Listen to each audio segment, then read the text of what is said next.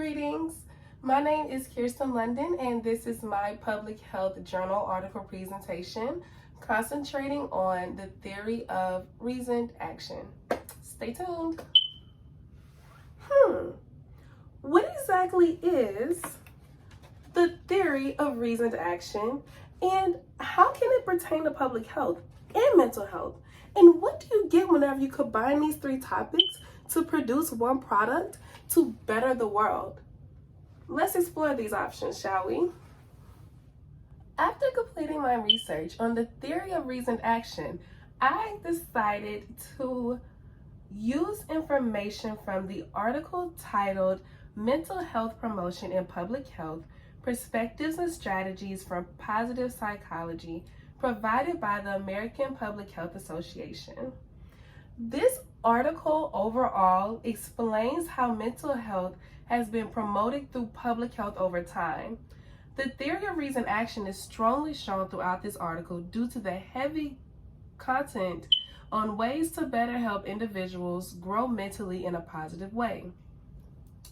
This article defines positive psychology as the study of what is right about people. What attracted me to this particular article is the fact that it provided many different methods to accommodate a wide variety of people when dealing with mental health. This article didn't focus on one aspect. It focused on many different aspects. Each individual has their own individualities that make their mental health different from others, which this is what this article explored.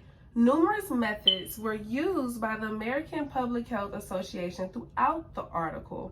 For example, cross-sectional, experimental, and longitudinal research was used to support the assumption that positive emotions are directly correlated with positive benefits in the economy. The cross-sectional, experimental, and longitudinal research that was explored by the American Public Health Association, it studied what does it do whenever one individual spreads positive aspects to other individuals around it.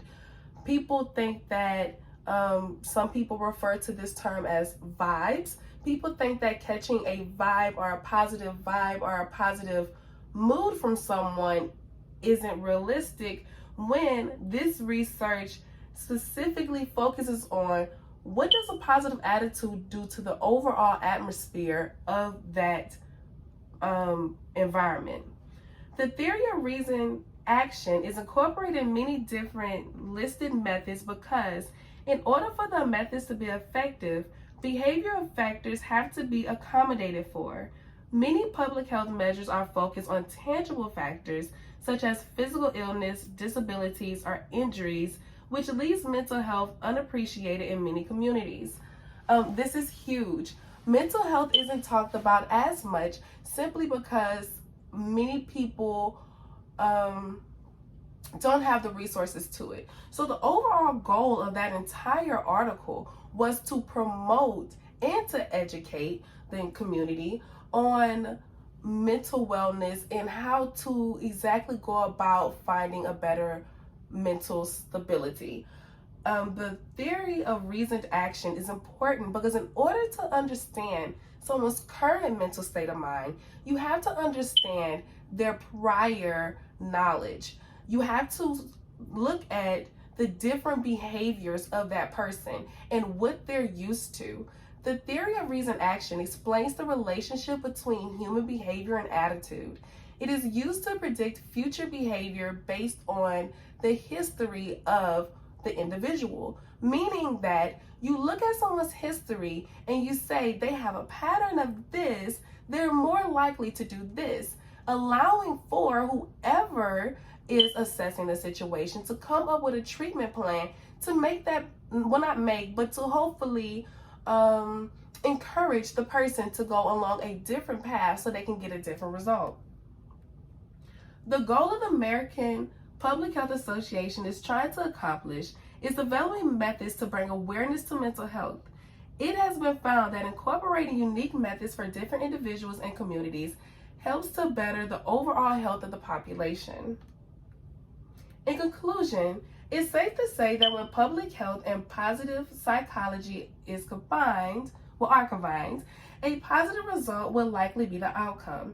As public health professionals, it's important to know how to find the necessary background information that's needed for each project and how to present the results to the community in an effective manner.